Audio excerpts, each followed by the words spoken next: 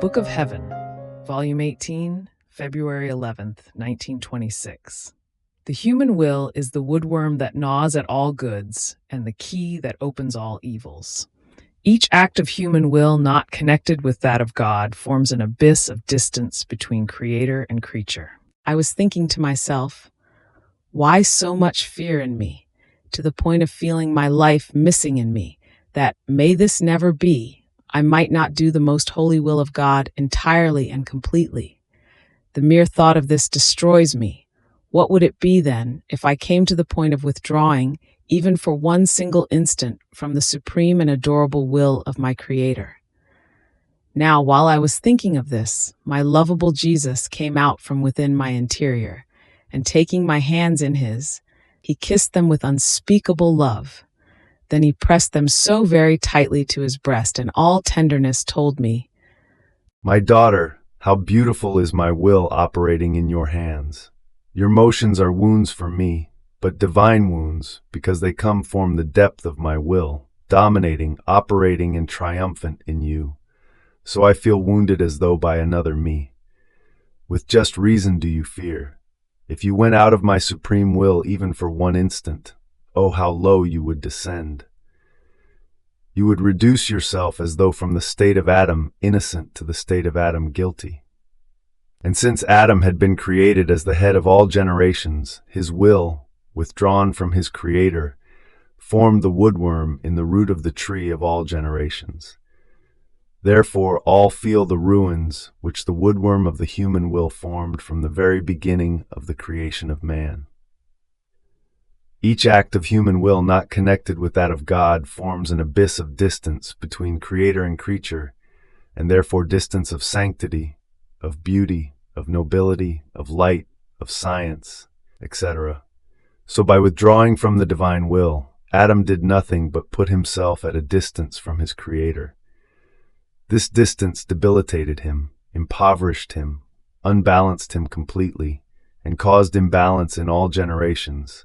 Because when evil is in the root, the whole tree is forced to feel the malignant effects, the bad humors, which are in the root.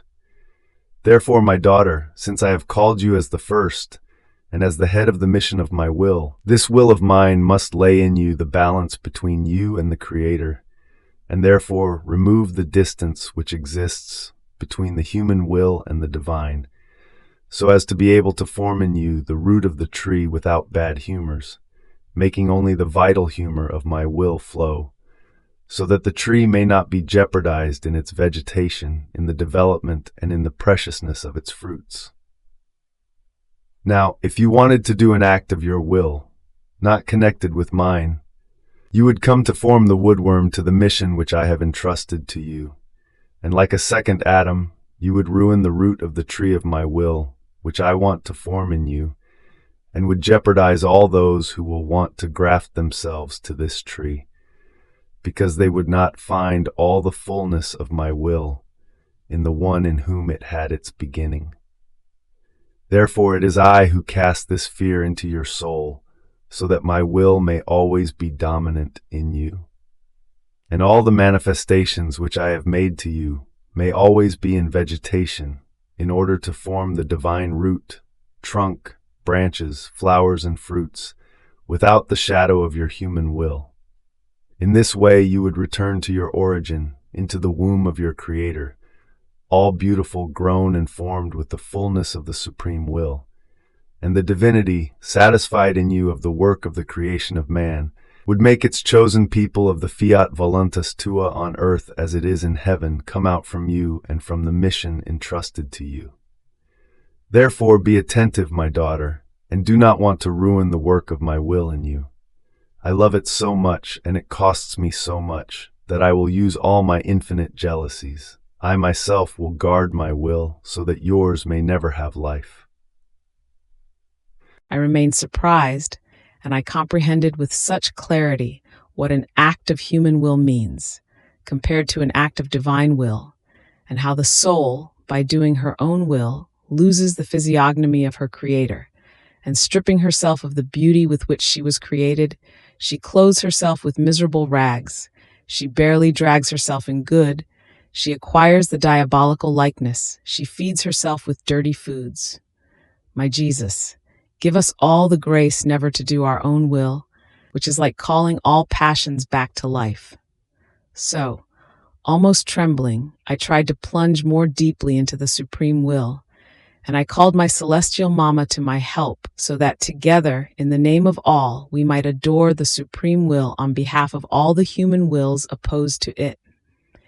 Now, while I was doing this, the heavens opened, and my Jesus came out from within my interior, all in feast, and told me, Daughter of my volition, you must know that when my will reigns in the soul, it integrates everything she does and the development of the life of my eternal will in her.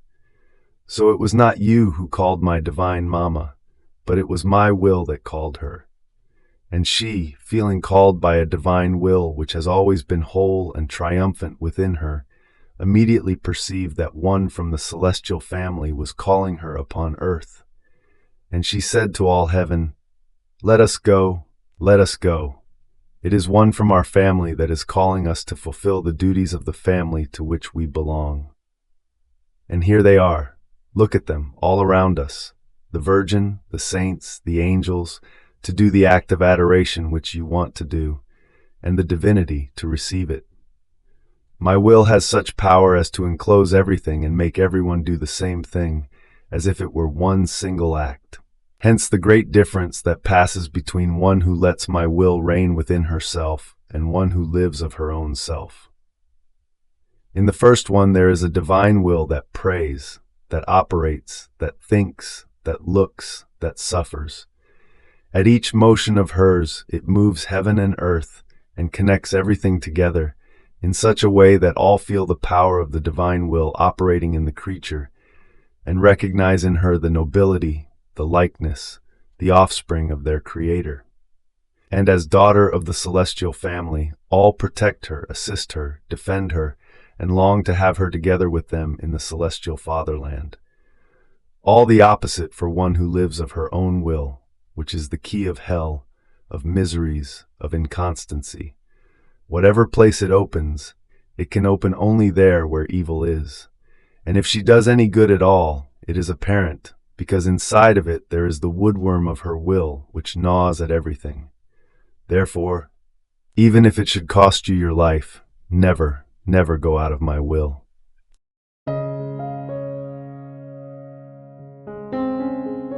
Thank you for being a part of our community here at Divine Will app.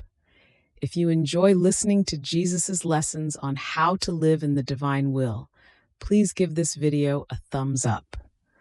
Your likes help us reach more souls yearning to live in the kingdom of the divine will. We'd love to hear your thoughts and reflections, so drop a comment below. Your insights not only enrich our community, but also inspire others on their spiritual journey. And don't forget to subscribe to our channel. By joining us, you're helping to spread the news of the kingdom of the divine will, so that together we can bring His kingdom to reign on earth as it is in heaven. In the divine will, always.